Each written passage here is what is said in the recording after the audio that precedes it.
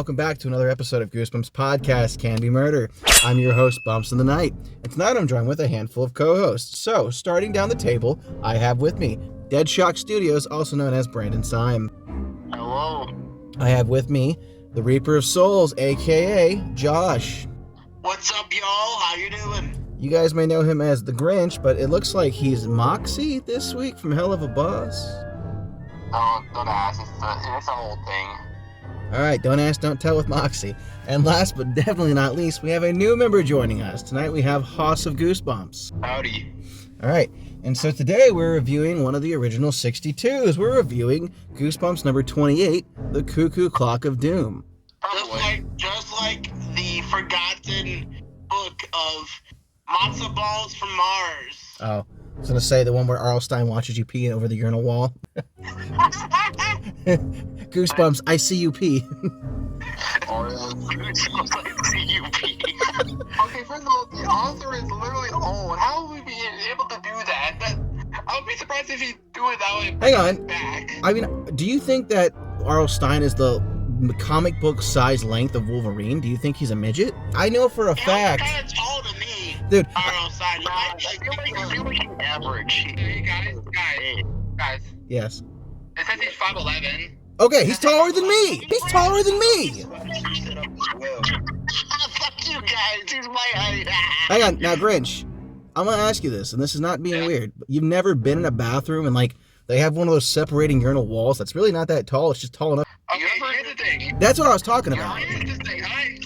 I see people trying to do that multiple times at my school, and it's not as fun as you think it is. Like, I'm literally just trying to take a dump, and I see someone like, how are you doing? I'm like, no, okay, see, so Grinch...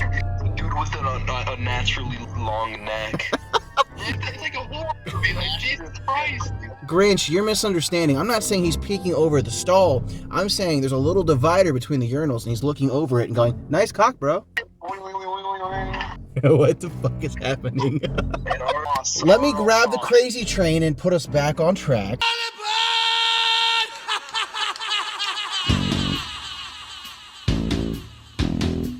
So this is book number 28 in the Goosebumps series, and this one is about a magical clock. Now, if I'm not mistaken, at least one, if not two of you in here have told me that this is your favorite book. Yes, I said it was one of my favorite books, yes. Yeah, so Josh will glaze this one harder than Krispy Kreme glazed any donut.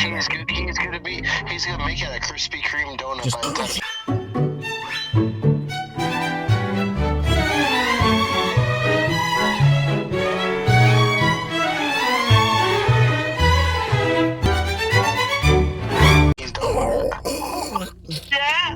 Alright, so this one is kind of an interesting start, how it starts out. We get the main protagonist right away. His name's Danny Webster, right? And it talks about how he's got this shitty sister named Tara the Terrible. I'm glad she got what she deserved. All right, so that's all hold I'm on. saying. Hoss was saying something. Go ahead, Hoss. It's purely erased from existence. Yeah, she got Thanos snapped. She got 90s Thanos snapped. It picks up where Mr. Webster, their father, comes home with this antique cuckoo clock, which he loved. So he's been eyeing this thing for years at the store at Anthony's Antiques, always wanted it, but Anthony would never sell it. Until today, where Anthony realized that there's an imperfection on the clock, but he wouldn't tell the dad what it was. Quick pause here, I know this is going to spoil the story, but this is a review. Do you think the imperfection was the year that was missing and this becomes a time paradox because it was already missing when he bought it? It's very possible. I also think the imperfection could have been like wiring. I mean, again, there's no wrong answer here. I will say that there are no wires in cuckoo clocks. They're all gears and mechanisms. But maybe it's a gear problem is what I'm trying to meant by. I don't know. Sorry. Personally, again, and that's fine. It's open to interpretation, and they leave it that way because Arlstein's ghostwriter felt like it.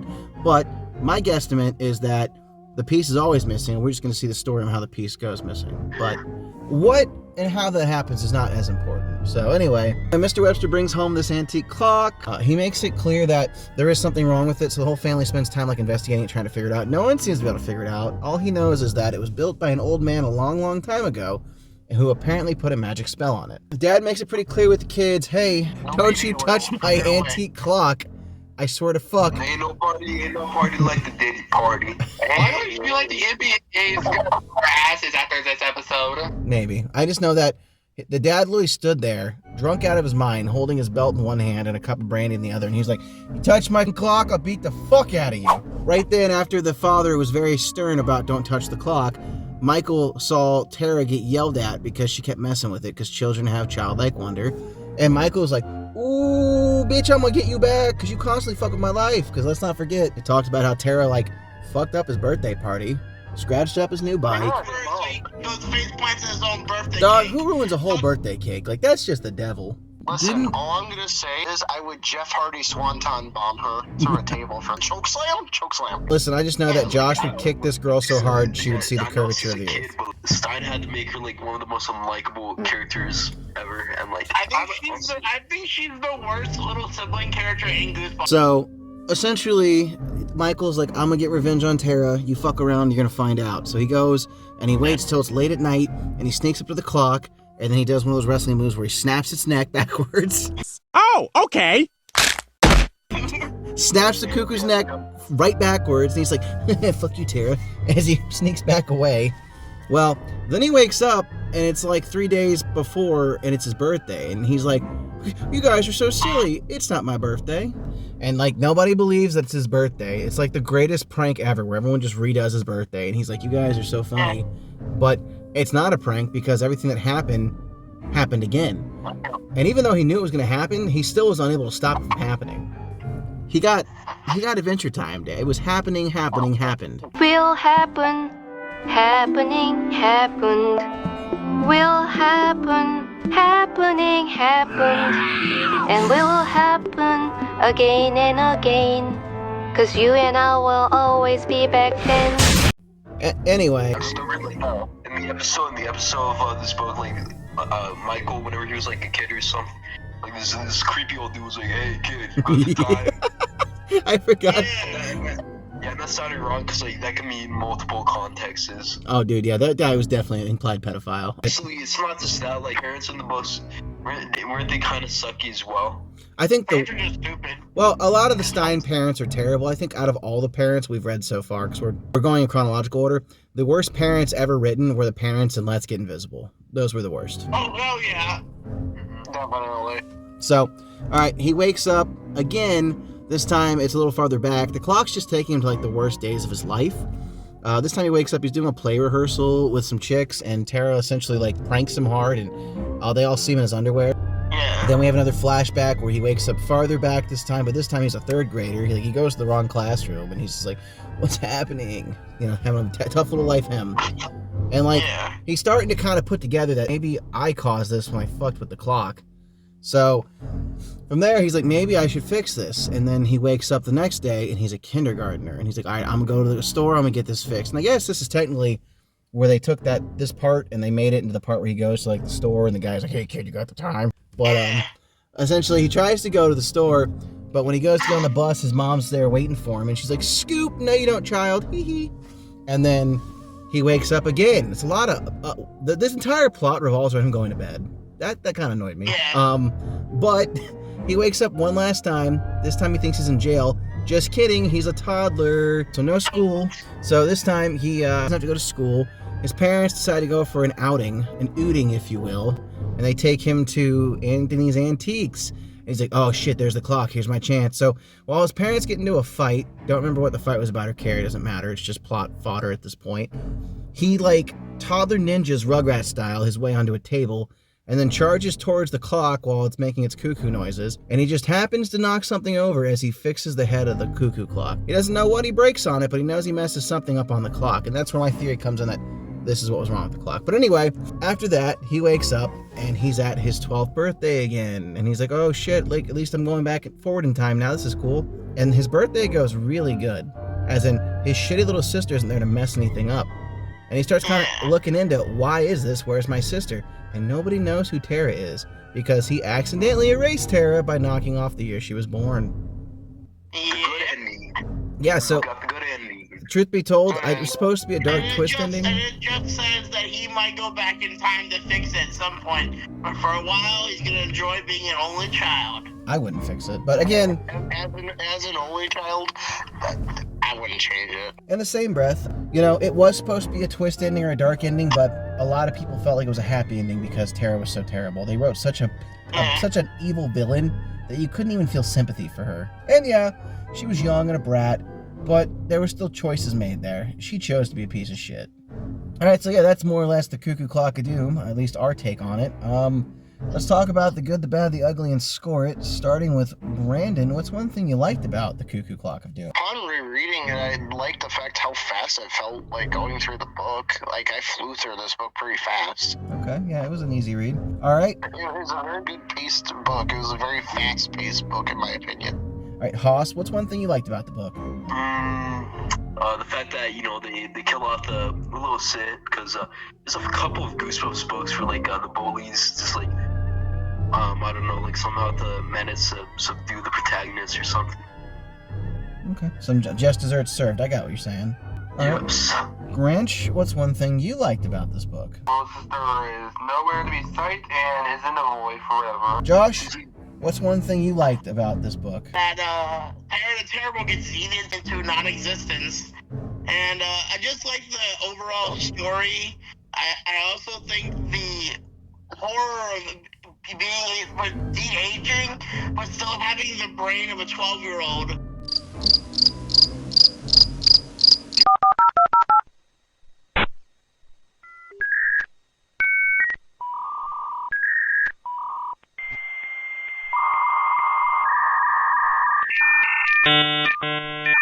Would suck more at being a toddler, but and knowing you can communicate, but you can't talk, but you can't do so because outwardly you don't have that age. You're not that age to be able to communicate. You know what I mean? Do you know what I'm saying? Yeah, you're not that guy. I get it. Alright, well, personally for me, like Brandon said, this was a fast read. I did enjoy how essentially the villain did get their comeuppance, and it wasn't even intentional. You know, he didn't go out of his way to deal with it. Just, the fate kind of played a cute little, like, chef's kiss to him, because, you know, it's like, hey, I like that Tara was erased unintentionally, and he gets a happier ending because of that. And it just goes to show you, not everyone should be alive. I'm just saying. It's proof! You're not wrong, but you're not wrong. Yeah. Morbid as fuck, but true. Alright, now let's do the reverse here. Brandon, what's one thing you didn't like? This is some pretty low-hanging fruit here, but Tara, obviously. Yeah, well, I mean, that's more than understandable. Grinch, what's one thing you didn't like? That we didn't get more insight about how the clock is, you know, magical, how it's gonna go back in time, or more forward in time. I could see that. Alright, Haas, what's one thing you did not like about this book? Yeah, same thing as that, like, not too much insight about, like, the Cuckoo Clock and all. Josh, what's one thing you disliked about this book? Tara the Terrible, and I didn't like the constant de-aging and everything. Like, he de-aged too many times. I think it should have been, like, at least 3. Like, I don't think there was a need to go back to his 12th birthday.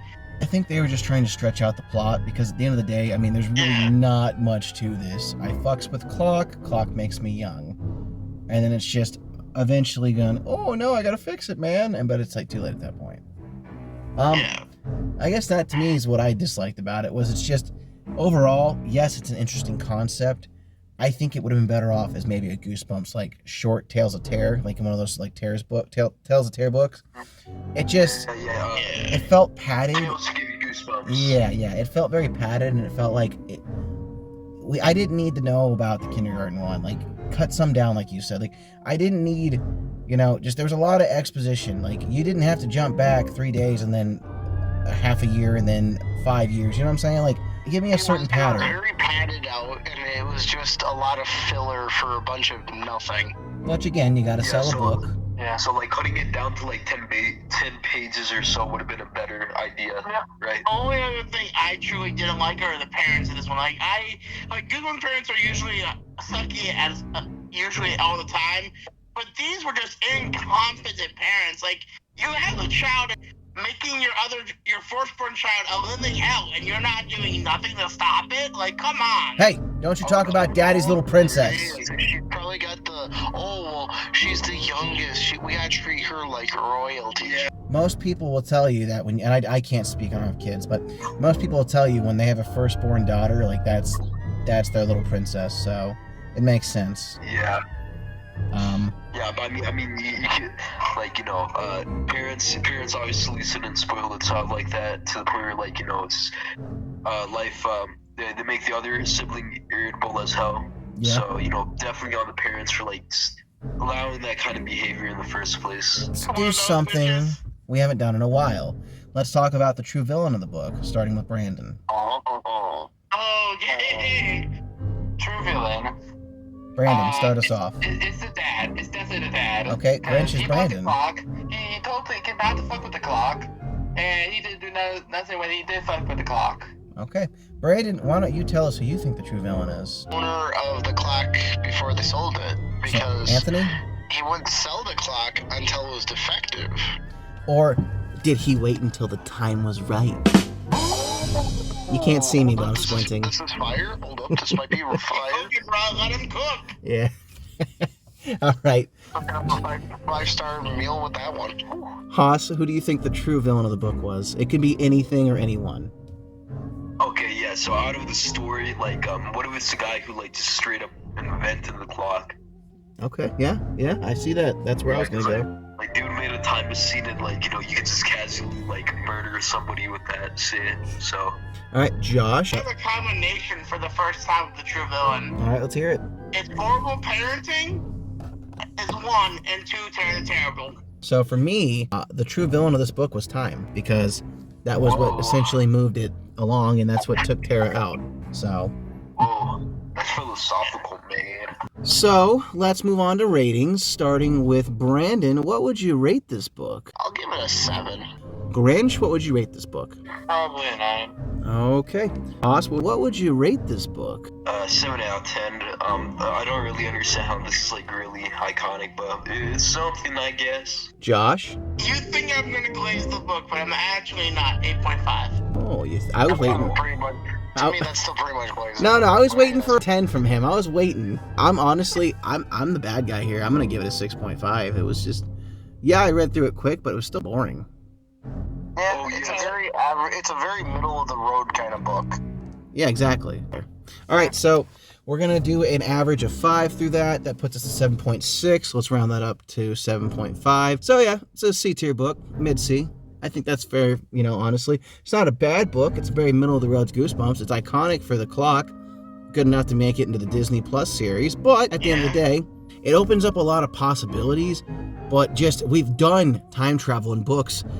I mean, shit, the TikTok You're Dead was done so much better than this, time travel-wise. I have heard it was done better. I mean, all I'm going to say is the fact that Stein did 2 time travel books back-to-back, within the same year is kind of crazy to me. Because think about it, Night and Terror Tower came out. This was the last book we did.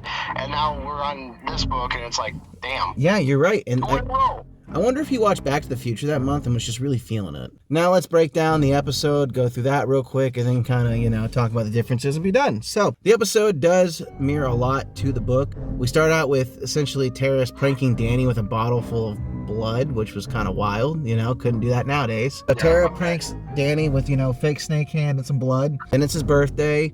And what's crazy is when Danny gets pranked by her and coated in the blood, his mom yells at him. What is this, a Canadian thing? It's kind of toxic. Stupid bitch. Stupid bullshit, bruh. Yeah, so in short, he gets forced to clean up the prank. Then his birthday comes and we have Tara do that bullshit where she trips him and gets his cake, and then reveals that he's got a crush on this one chick, which, sorry. After that, the dad brings the clock home and he's like, oh, this is my favorite new toy. Don't you fucking touch it. You filthy little animals I call children. And same thing, Tara's all handsy and he's like, I will beat the fuck out of you if you touch that clock. And she's like, oh, I'm so sorry, Daddy. He's like, it's okay, but don't touch my clock. So, same deal. Michael kind of catches like, oh, I'm going to fuck with this clock now and get Tara in trouble. He turns the head backwards, and then the time warp begins.